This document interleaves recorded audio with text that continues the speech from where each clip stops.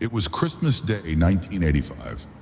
While families across London gathered for warmth and joy, a nightmare unfolded in the quiet estate of Pointer Court, Northolt. Behind a modest flat window, something horrific was taking shape. Something that would shake British policing to its core. Errol Walker was no stranger to violence. A convicted armed robber, a man with a long and dangerous history, Walker had spiraled far past redemption. After years of abusing his wife, the final crack came in the early hours of Christmas morning. He forced his way into his sister-in-law's home, armed with a kitchen knife. Unhinged, desperate, he took 3 people hostage: his wife's sister, her daughter, and his own young child. Moments later, the horror escalated. The woman was stabbed repeatedly, her body dumped onto the balcony like discarded trash. She wouldn't survive the ambulance ride. Inside, 2 children remained. One of them was his. Outside, police gathered, trying to negotiate with a man who didn't want peace, only control. Walker was volatile, manipulative. He threatened to drop the children from windows. He beat them, cut them, tied one to a chair, slipped a plastic bag over her head, held a live wire to her skin. The flat became a torture chamber, and still, the clock ticked on.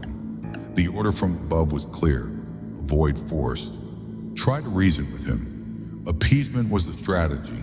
It nearly cost a child her life.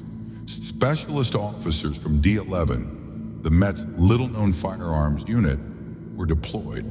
But even they were under strict orders.